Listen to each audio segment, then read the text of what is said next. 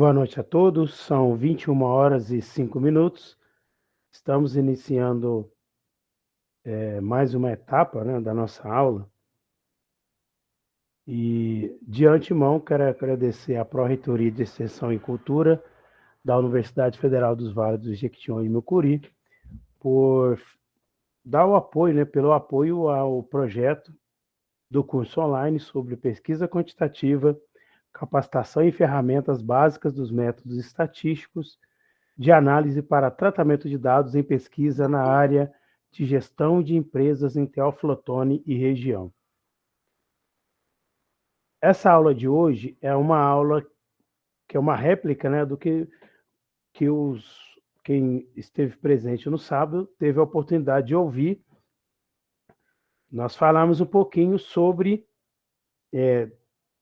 amostragem. Só que hoje, nesse momento, eu vou falando para vocês um pouquinho sobre a amostragem, dois tipos de amostragem: a amostragem probabilística e a amostragem não probabilística. Tá? Anteriormente, nós já vimos alguns conteúdos, né?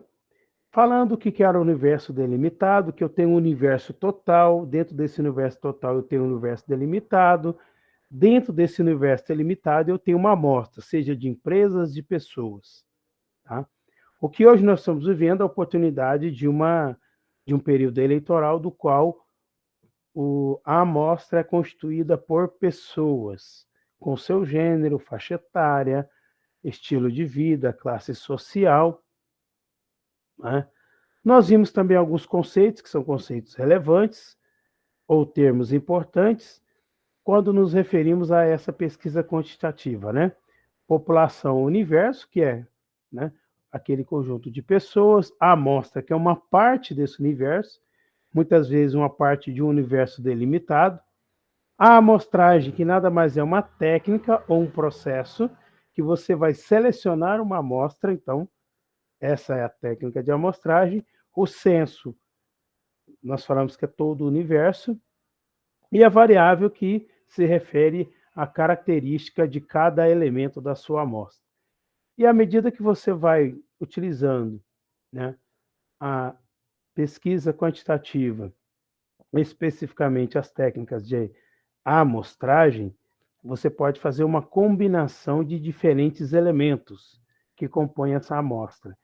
E essa amostra, quando representativa, nós falamos que ela reflete o universo delimitado. Mas para que ela possa refletir o universo delimitado, ela tem que ser, de certa forma, uma pesquisa do tipo probabilística. E que nós vamos falar um pouquinho sobre isso hoje. Tá? Só complementando o que eu pude falar para vocês no sábado. Bom, nós sabemos que, sinteticamente, nós temos a amostragem probabilística. Espera aí, deixa eu só compartilhar com vocês aqui, perdão. Boa noite, Maria Clara. Só compartilhar com vocês aqui, eu vou fazer a pergunta e um de vocês responde se está conseguindo ver aí a apresentação. Conseguindo aí, Heberto? Estamos sim, professor. Beleza. Então, sinteticamente, nós temos dois tipos de amostragem. A amostragem probabilística, aleatória ou randômica, ou seja, essa amostragem probabilística, você tem certeza ou tem a probabilidade de que um dos elementos da amostra, né, ou uma unidade amostral, possa ser escolhido. Então, você tem a probabilidade de 1 para 100, de 2 elementos para 200, ou de 2 elementos para 100. Já não probabilística, você não conhece a probabilidade de uma unidade amostral pertencer à amostra. Que unidade amostral é essa? Pode ser o indivíduo, pode ser a Kátia, pode ser o Eberton, né? Pode ser a Maria Clara. Vocês são considerados uma unidade amostral.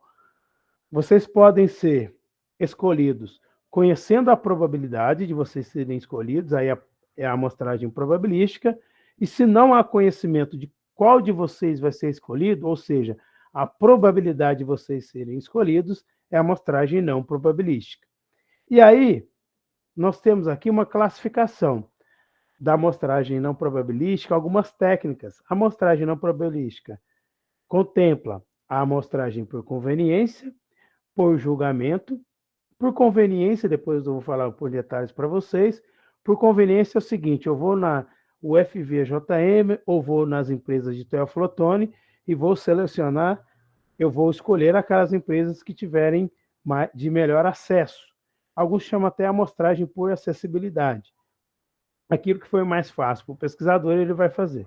A única diferença é que eu sei que o meu universo delimitado, ou a minha amostra dentro do meu universo delimitado são as empresas.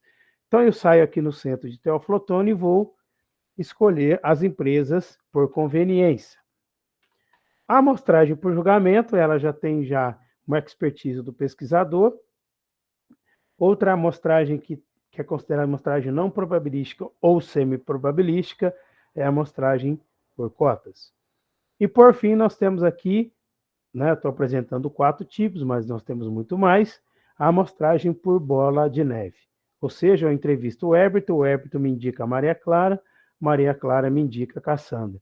Então, de uma certa forma, essa é a amostragem de bola de neve, ou a amostragem que a gente chama projetada, né?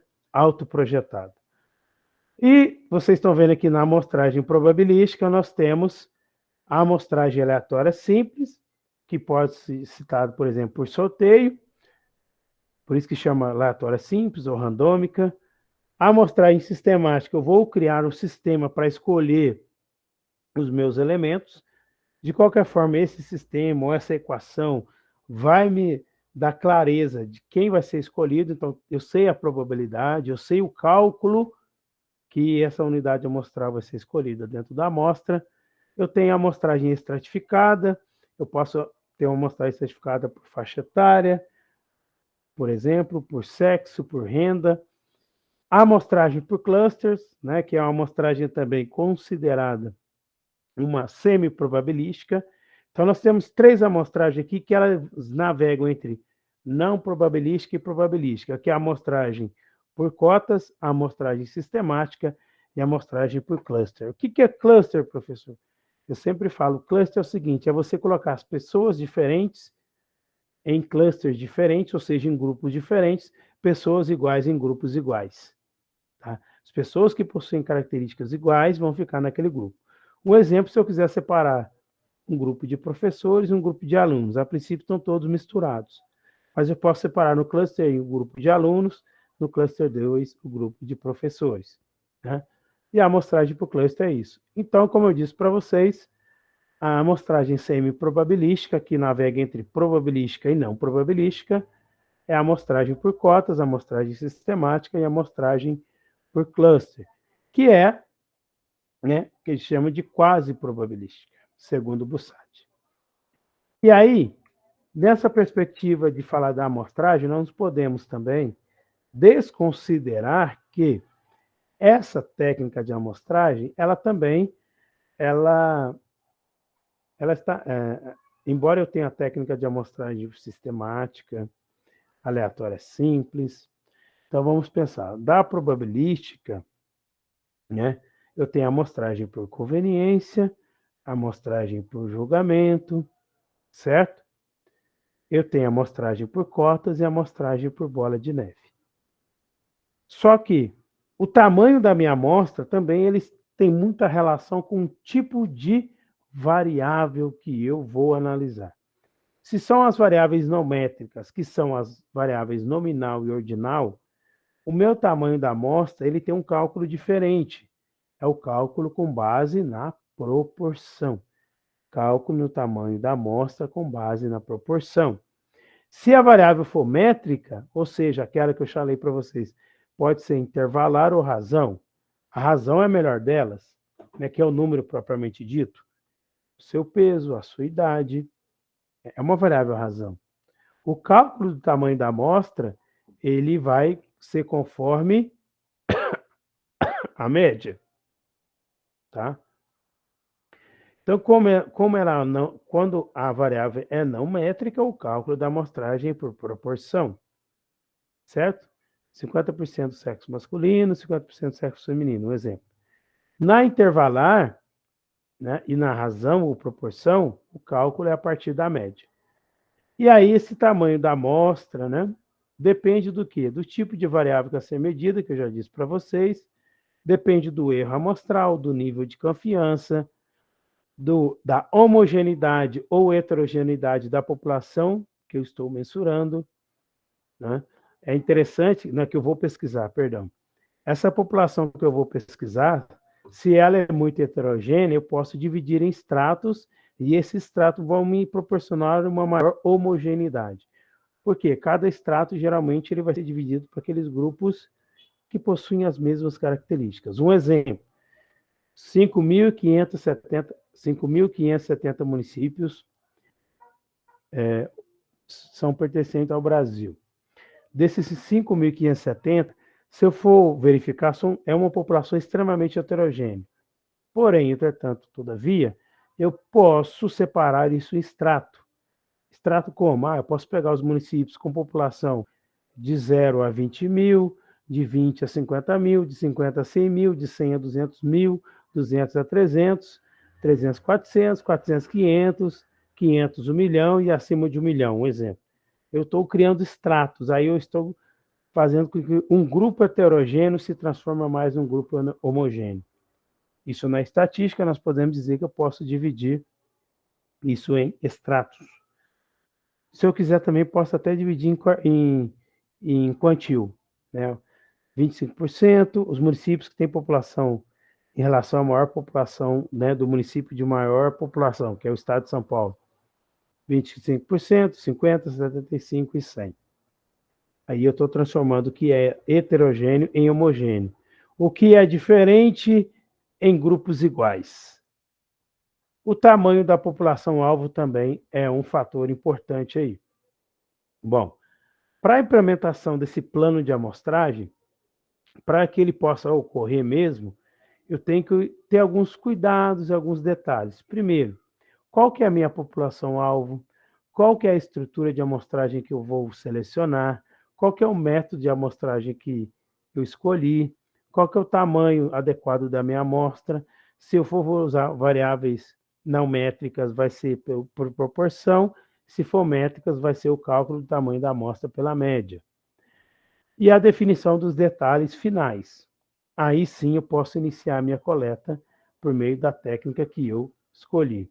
Bom, se for pela técnica da amostragem não probabilística, é aquilo que eu disse para vocês, né? Existe um critério subjetivo. Pode ser por conveniência, pode ser por julgamento, né? Pode ser, a gente fala também por cotas, ou pode ser por bola de neve, certo? Eu não conheço a probabilidade dos elementos serem escolhidos, porque eu vou escolher por conveniência, por julgamento, pode ser por cotas, pode ser por bola de neve, certo? A amostragem não probabilística é a amostragem mais utilizada pelos cursos na área das ciências sociais ou ciências sociais aplicadas. A amostragem por conveniência, os elementos da amostra, eles são escolhidos de acordo com a conveniência do pesquisador. Ou seja, daquilo que ele acha que as informações que as unidades amostrais podem lhe oferecer, né? Nessa amostragem, o pesquisador, né, ele pode, de forma muito rápida, escolher as suas unidades amostrais e, ao mesmo tempo, isso tem um custo menor. Um exemplo é se eu for na Universidade Federal e escolher aqueles alunos que eu forem encontrando, por exemplo, do curso de administração. Isso é conveniência. Por outro lado, ela tem algumas limitações, porque pode haver tendenciosidade na seleção, certo? Eu posso correr o risco de escolher elementos que não são representativos da minha amostra, ou seja, não possuem as características que eu quero. Eu posso escolher alunos do curso de administração, pode ser que eu escolha alunos de outro curso. Se for de outro curso, não é a minha unidade amostral. Então, de uma certa forma, qual que é a limitação principalmente desse tipo de amostragem não probabilística? É o aspecto da generalização. Ou seja, eu não posso generalizar, eu não posso dizer que o comportamento financeiro dos alunos do curso de administração é dessa forma que os dados revelaram. Por quê? Porque é um grupo específico, de uma característica específica, então a minha pesquisa vai servir somente para aquele grupo. Então eu não posso generalizar, ou seja, dizer que os outros vão ter, teoricamente, o mesmo comportamento. Quando eu posso usar e quando eu posso não usar a amostragem por conveniência? Eu posso usar, né, numa pesquisa exploratória, que tem como intuito só explorar. Então, eu tive uma aula no meu doutorado com o professor Antônio Carlos Gil, e ele dizia, ó, nós temos a pesquisa exploratória, que é a mais comum, descritiva, né, e a explicativa. A exploratória é aquela que você não tem, você quer conhecer o objeto. Então, ela pode ser usada a amostragem por conveniência? Pode. Cujo objetivo é o quê? Eu quero ter uma nova visão do fenômeno, eu quero avaliar esse fenômeno, ou seja, um produto, um serviço, eu quero gerar novas ideias. Então, a pesquisa exploratória eu posso utilizar a amostragem por conveniência. Porém, eu não posso usá-la numa amostragem descritiva, ou causal, ou explicativa. Por quê? Eu quero gerar conclusões. Se eu quero realizar inferências, ou seja, o que é inferência? Deduzir pelo raciocínio. Se eu quero deduzir pelo raciocínio, concluir, eu não posso usar a amostragem por conveniência. Ela não me dá essa possibilidade porque eu escolhi de forma por acessibilidade e por conveniência o meu minha unidade amostral, minhas unidades amostrais, ou seja, os elementos da minha amostra. A amostragem por julgamento, ela é um tipo, né, que a gente fala de amostragem por conveniência, até porque ela depende muito do julgamento do pesquisador. Na conveniência, muitas vezes o pesquisador não julga. Na amostragem por julgamento, sim. Ele vai julgar que aquele grupo tem as características da população-alvo, certo?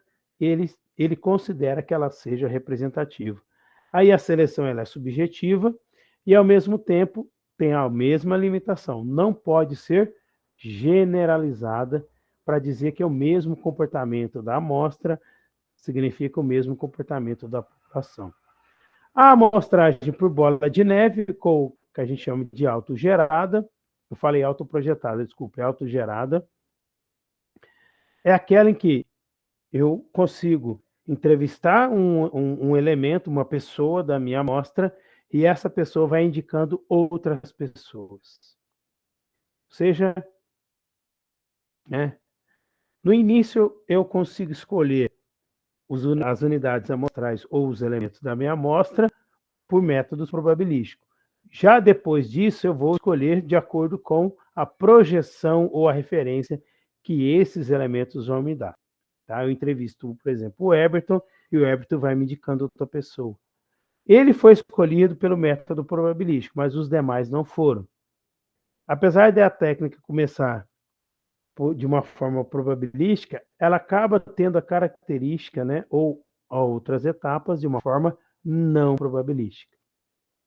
Geralmente, os outros elementos, as outras pessoas ou as outras unidades amostrais, elas são indicadas porque elas têm características semelhantes a essa pessoa que eu entrevistei. Por exemplo, o Herbert, certo? Qual que é a vantagem? A vantagem de você localizar, por exemplo, os elementos ou as unidades amostrais da sua população desejada ou do seu universo delimitado. Outra vantagem é você ter um custo muito baixo, porque as pessoas que vão participar da sua entrevista, você não precisa correr atrás delas, elas são indicadas, por isso que é autogerado, certo? Porém, parte daquele mesmo princípio que eu não posso generalizar. E a amostragem por cotas, né? Eu posso criar cotas, por exemplo, por sexo, por idade, por etnia, por renda, na mesma proporção que aparece a população. Um exemplo que eu sempre falo, porque eu usei muito isso, são os eleitores. É por idade. 16, 18 anos, 19 a 24, 25 a 34, 35 a 44, 45 a 49, 50 a 59, 60 a 65 e acima de 65, por exemplo. O TSE usa muito isso. Esse grupo, podemos dizer que são cotas. E aí eu vou entrevistar, por exemplo, 16 a 18 anos, em telefotone representa 6%. Aí eu vou entrevistar 6%, né, de acordo com a minha cálculo amostral, eu vou entrevistar 6%. Geralmente vai ser por proporção, porque é uma amostragem não probabilística. Aí o cálculo do tamanho da amostra vai ser por proporção. E aí eu vou ver a proporção de 6% da minha amostra que tem que ser entrevistado de 16 a 18 anos. 10%, por exemplo, de 19 a 24. Então a amostragem por cotas é isso, tá? Eu tenho uma cota, ela tem uma semelhança com estratificação, eu tenho os estratos e vou entrevistar de acordo com os estratos, né? É útil, é interessante essa decisão, porém eu vou entrevistar a minha população-alvo de acordo com as proporções dos diferentes estratos, certo? Embora ela possa garantir a representação proporcional, ou seja, de cada extrato, né? Ela cai na mesma limitação que as anteriores, não pode ser generalizado. Ou seja, eu não posso dizer que o comportamento dos eleitores da minha amostra é o mesmo comportamento dos eleitores de Teófilo Otoni, tendo em vista que eu utilizei da técnica não probabilística por cotas. E essa escolha dos elementos ou das unidades amostrais não é feita com método de amostragem probabilística. Então, eu não sei, né, eu não tenho ideia da probabilidade de cada elemento ser escolhido.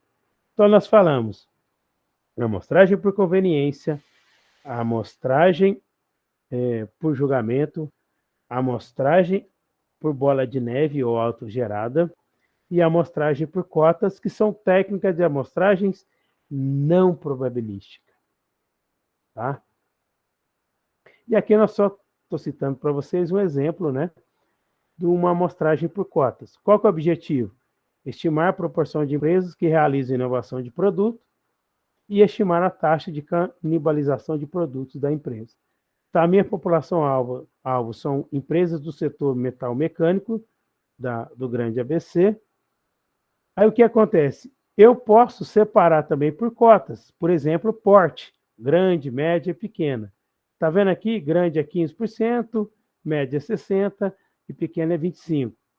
Aí eu faço o que a gente fala, né, de que eu vou ter ali 600 casos, né, que é o tamanho da minha amostra. Só que, mesmo a amostragem por cotas, eu não posso fazer inferência. Por quê? Porque é uma técnica de amostragem não probabilística. E sendo não probabilística, eu não posso tirar conclusões. Então, em síntese, a amostragem por conveniência acidental ou acessibilidade que alguns autores falam, né? A seleção dos elementos da população, da unidade amostral, né? É mais fácil. O pesquisador influencia diretamente na seleção. A intencional, ele seleciona de certa forma mais racional, porque ele considera que os elementos, que as pessoas, que a unidade amostral, ela tem as informações que ele procura, ou seja, são elementos representativos da amostra. A autogerada e bola de neve, como nós dissemos, né? A primeira unidade amostral pode ser pelo método probabilístico, as demais vai ser de acordo com a indicação. E a por cota, né? Eu vou identificar alguns aspectos e separar por extratos, e de acordo com os extratos eu vou buscar entrevistar ou obter uma amostra de acordo com cada um daqueles extratos.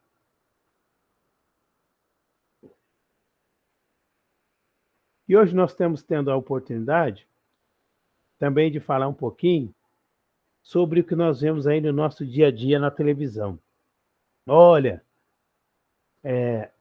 a pesquisa foi realizada por intenção de voto e nós temos um erro de 2% para mais, 2% para menos. O que é isso? Certo? Por exemplo, se eu utilizei da técnica de amostragem não probabilística, eu não tenho como calcular o erro amostral, porque aquele grupo não é representativo da minha amostra, eu não posso generalizar. Então, eu não consigo calcular o erro amostral, aquele grupo não representa o meu universo pesquisado, representa ele mesmo, né? E não podem ser projetados, porque se ele for representativo, ele pode ser projetado. Em outra vertente, nós temos a amostragem probabilística, é aquela que eu conheço a probabilidade dos elementos serem escolhidos, sejam eles de forma aleatória, sejam eles de forma sistemática, sejam eles de forma estratificada, né? E por aí vai, tá? É um método de amostragem que atribui a cada elemento uma igual probabilidade de ser selecionado. O pesquisador pode utilizar desse software random para poder selecionar os elementos. O próprio software vai fazer uma seleção por sorteio, então você não influenciou em nada na escolha dos seus elementos, das suas unidades amostrais, porque foi um programa que escolheu. Isso significa o quê? Significa que é uma amostragem probabilística. Se eu tenho uma amostragem de 3.000 clientes de uma loja, e peço pelo random selecionar, ele vai selecionar de forma aleatória, de forma que eu, enquanto pesquisador, não vou influenciar em nada. Só vou entrevistar os clientes conforme o sorteio, né? E aí esse sorteio vai indicar um número para cada um dos clientes e vai ser escolhido de forma aleatória. Por outro lado, se o elemento foi escolhido, ele não pode ser repetido. Escolheu, escolheu. Então aquele número sai do jogo. Certo? E uma questão da técnica de amostragem, nós temos aí a amostragem aleatória simples, né? Alguns chamam também de amostragem casual simples. Essa amostragem casual simples, eu posso selecionar também clientes, né, de acordo com o catálogo, de forma aleatória, né, por telefone, para poder entrevistar, como aconteceu, por exemplo, na época da pandemia. Não tinha como o pesquisador ir até vocês, ele poderia escolher de forma aleatória, de acordo com um catálogo, né, os clientes que iam ser entrevistados. Ela pode ser anterior à amostragem casual simples ou à amostragem aleatória simples. A amostragem sistemática, eu vou criar um sistema para escolher a minha unidade amostral. Pode ser do primeiro 1, 10, 20, 30, 40, 50. Pode ser 1, 5, 10, 15, 20. Ou seja, essa sistemática, ela é uma amostragem que a seleção é realizada de forma aleatória, tendo um ponto de partida. Pode até ser uma equação, que eu vou mostrar para vocês, né? Mas, de qualquer forma, ela vai produzir dados representativos da minha população ou do meu universo delimitado, certo? Mas é interessante eu saber ou ter conhecimento dos padrões, das características, né, das minhas unidades amostrais. Aqui é um exemplo, por exemplo, um exemplo de uma amostra de 500 casos, em que eu quero pôr um pulo sistemático de 12,4. Então, eu vou dar um pulo entre 12 e 13. Se é 12,48, está entre 12 e 13. Aí eu tenho uma fórmula que diz que o seguinte, que a quantidade, né, do meu universo é igual a 12, que está vendo, pulo 12 mais pulo 12 vezes y menos pulo 13, né, vezes y mais o 13, que é o maior número, vezes a quantidade de casos que eu tenho.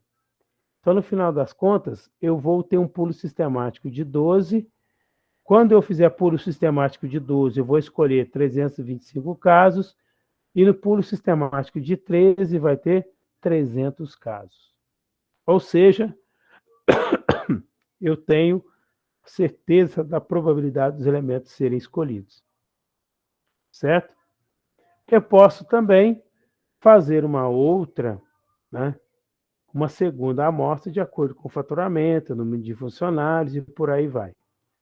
Isso é estratificação. Um outro exemplo de amostragem sistemática, eu tenho 650 casos, eu quero fazer um pulo sistemático de 360. Certo? Então, a minha amostra são de 650 casos, o pulo sistemático é do 276,9, significa o quê? Que é 276Y mais, eu coloquei 277N menos Y. De qualquer forma, se eu for dar um pulo sistemático de 276 casos, eu vou ter 50 casos, se for de 277, 600 casos. Então, no total, deu 650 casos. Isso é só para dizer o seguinte, que na amostragem sistemática, que é um tipo de técnica da amostragem aleatória, amostragem probabilística, significa que eu conheço a probabilidade dos elementos serem escolhidos. Um terceiro elemento, então, nós falamos da amostragem casual simples ou amostragem aleatória simples, da amostragem sistemática, agora da amostragem estratificada. A estratificada a gente sabe, eu vou ter estratos, ou seja, eu tenho um grupo heterogêneo e eu vou ter estratos. Nesses estratos, eu vou dividir o percentual e conhecer o percentual de cada extrato, e a partir desses extratos eu vou fazer ou realizar as entrevistas.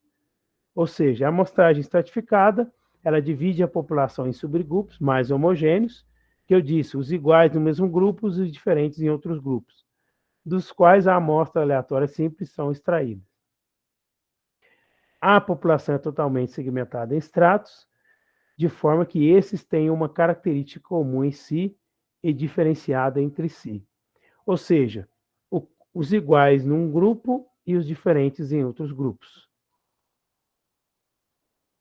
Principais razões para eu utilizar essa estratificação.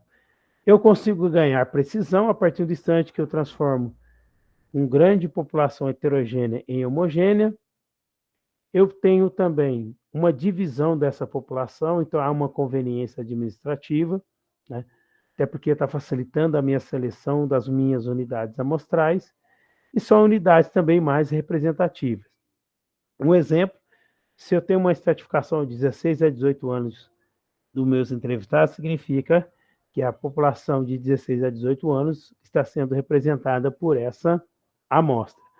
Um pouco diferente, porque a população de 19 a 24 vai ser representada por ela mesma, pelas pessoas, ou pelos elementos, ou pelas unidades amostrais de 19 a 24 anos.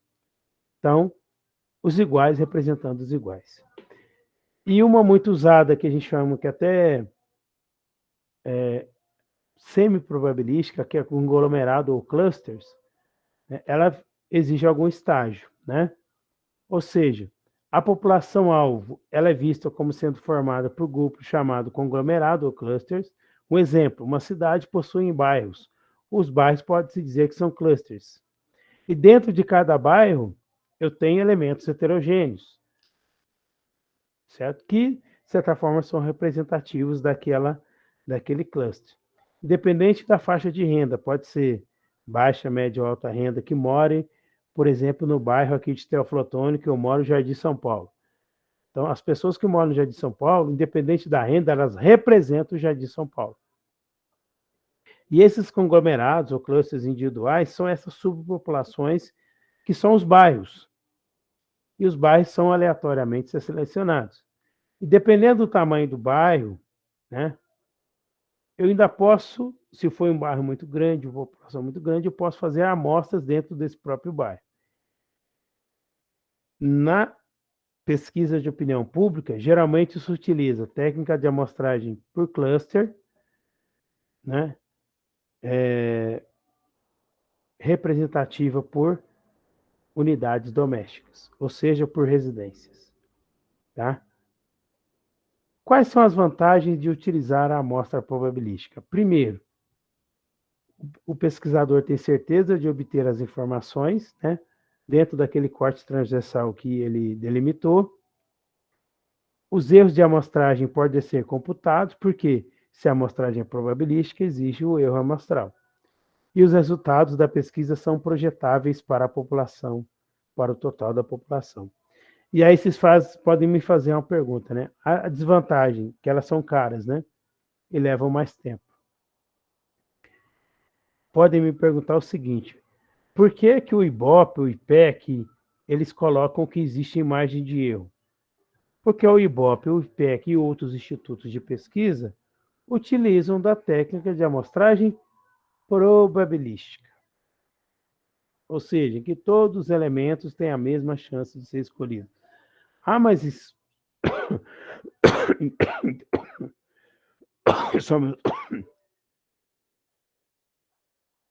Ah, mas entrevistou 3.000 pessoas no Brasil, mas foram escolhidas sabendo-se a probabilidade de cada um deles serem escolhidos. Por isso que podem divulgar margem de erro, nível de confiança de 95%, de 99%, de 90%, né? Aí as pessoas falam o seguinte argumento: eu não acredito em pesquisa. Você pode não acreditar no resultado da pesquisa, mas se a pesquisa foi feita dentro de todo o rigor metodológico, se a pesquisa foi realizada de forma bem fidedigna, estruturada, com um plano de amostragem, tem sua validade? Sim. Ah, mas na última eleição deu muita diferença, né? Se tinha um candidato que não tinha tantos por cento, dali a pouco ele... Mas a opinião das pessoas mudam de hoje para amanhã. As pessoas são muito baseadas em contextos, ideias, julgamentos. Um pouco diferente, por quê? Porque as pessoas, a não ser aqueles que estão convictos do que querem, daquilo que vão fazer no dia 2, mas tem alguns que estão incertos ainda. Existe um grupo de pessoas incertas, indecisas. Talvez essas pessoas que dão um tom diferenciado no resultado, né? E essa execução do processo de amostragem, né? O pesquisador, né, executa o plano de amostragem pensando o quê? Qual modalidade de amostragem será selecionada? É probabilística ou não probabilística?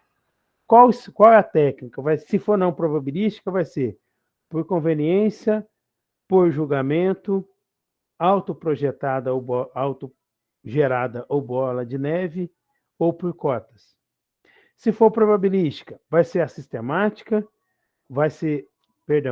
amostragem aleatória simples ou casual simples, vai ser a amostragem sistemática, vai ser a amostragem estratificada, né? Ou vai ser a amostragem por cluster ou conglomerado. Certo? Quantos casos eu vou utilizar? Aí eu vou ter que saber. Eu vou usar variáveis métricas ou não métricas? Ah, não, quero usar só métrica. Então vai pelo cálculo do tamanho da amostra pela média. Ah, mas eu quero usar as não métricas. Então vai ser a amostragem, o cálculo do tamanho da amostra vai ser por proporção. Né? Quais intervalos para os parâmetros? Ou seja, quais são as características ou intervalos que eu vou estar utilizando? Né? O tamanho da amostra eu já disse para vocês. Vai ser pela média ou vai ser pela proporção? Vai depender, né, da variável. E quais procedimentos que eu vou adotar para minimizar os erros não amostrais? Que eu já falei para vocês na aula anterior, né? Existe um erro amostral que tem só uma situação, né? Ou eu fiz o cálculo errado do tamanho da amostra, ou, de uma certa forma, eu erro na representação. Os erros amostrais são todos aqueles erros que estão vinculados ao levantamento de campo propriamente dito. Escolher pessoas erradas, né? Fazer pesquisa em lugares errados, né? Perfeito? Dentro dessa perspectiva, nós falamos do planos amostrais, que segundo Torres, né, esses planos amostrais, ou seja, aquilo que eu vou fazer para conseguir coletar, né, informações da minha amostra, né, e ao analisar os planos amostrais, principalmente nos trabalhos científicos, né, eles verificaram o seguinte: olha, poucos trabalhos apresentam uma definição clara do público-alvo, quem eu vou entrevistar, certo? Muitos trabalhos, né, ou em alguns trabalhos, o tamanho da minha amostra era muito reduzido, certo? Em alguns momentos, o tamanho reduzido da população levou um censo, ou seja, eu entrevistei todo mundo. Muitos casos, eles utilizam a amostragem não probabilística e fazem inferência, né? E a amostragem probabilística, não probabilística, com apresentação de resultados. Lembre-se, o que eu disse para vocês anteriormente? A amostragem não probabilística não pode ser generalizada, Por quê? Porque eu não sei a probabilidade dos elementos que forem escolhidos, então eu não posso tomar conclusão, tampouco posso fazer inferência. Consequentemente, os meus dados não são conclusivos. Eles são considerações. Tá? E uma situação assim que a gente observa muito, as pessoas confundirem erro amostral com nível de confiança. O erro amostral tem a ver com o resultado, ou seja, a variabilidade do resultado. 2% para mais ou 2% para menos. 38% das pessoas preferem o produto A. Significa o quê? Se a minha margem de erro é de 2%, 38% pode chegar a 40% ou pode chegar a 36%. Certo? O erro amostral, quando eu faço o censo, ele não existe. Por quê? O censo é o que é. Eu até já falei para vocês. O censo é Deus, a amostra é o homem. O homem, para dizer que é Deus, precisa passar por testes, que a gente chama de testes estatísticos. O censo é o que é. Então, o censo tira o erro. Se você faz um censo, ou seja, se você entrevista todas as pessoas daquele universo seu, que é o censo, então você não precisa falar de erro amostral. Certo? E o erro amostral, ele é minimizado quando eu defino de forma correta o tamanho da minha amostra.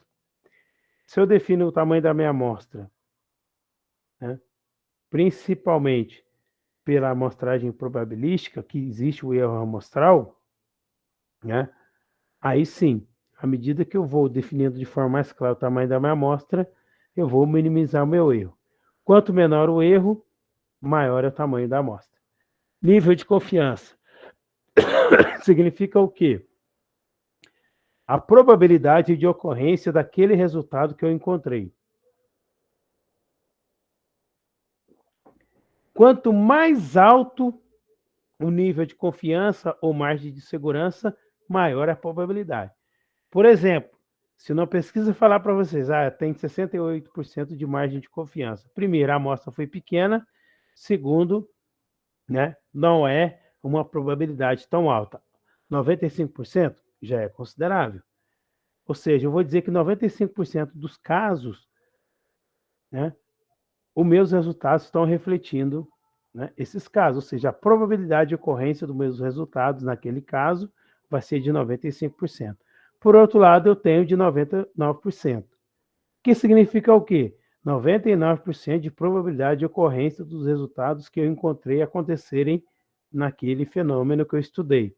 Por um lado, ele pode acontecer com 1% de nível de confiança. Então, 1% de nível de confiança significa 99% de probabilidade.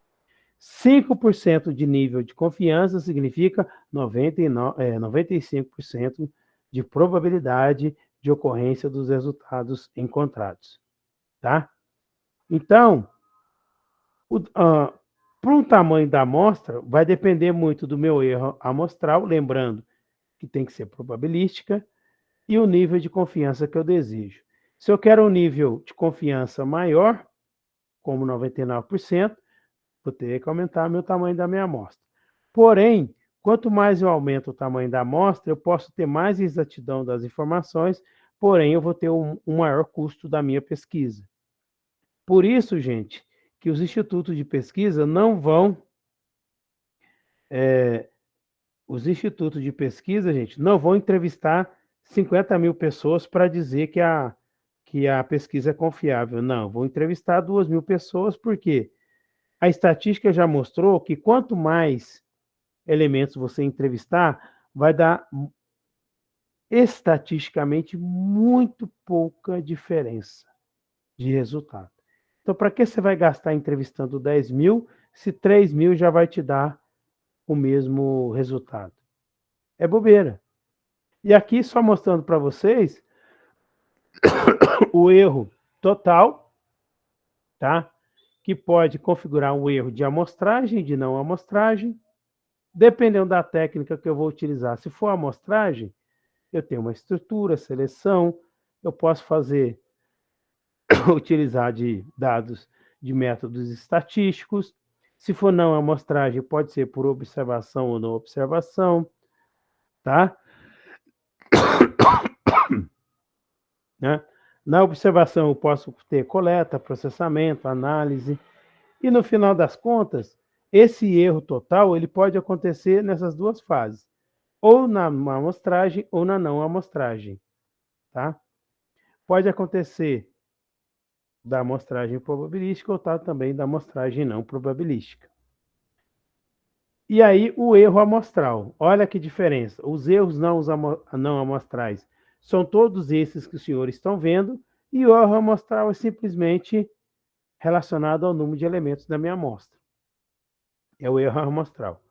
Os demais erros são considerados erros não amostrais, como, por exemplo, definir errado o meu problema, a minha população, ou definir de forma parcial a minha população, houve um erro de cobertura, né? Faltou habilidade no meu entrevistador. Tudo isso são considerados erros não amostrais, tá? Eu sei que eu falei rápido, mas é porque também a garganta tá... Alguma dúvida, comentários, sugestões? Deixa eu parar aqui um pouquinho.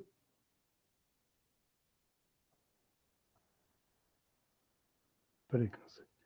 Tudo bem, Eberton, Cassandra, Ângela, Luana, Maria Clara e Calil? Tranquilo?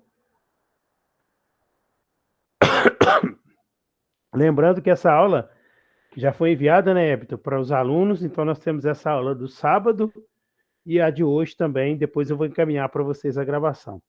Se não tiver nenhuma dúvida, eu vou dar um descanso para minha voz, tomar um remédio, tá? Agradeço a presença, então, de vocês, deixa eu parar a gravação aqui primeiro, e agradecer também a Pró-Reitoria de Extensão e Cultura da Universidade Federal dos Vales do Jequitinhonha e Mucuri.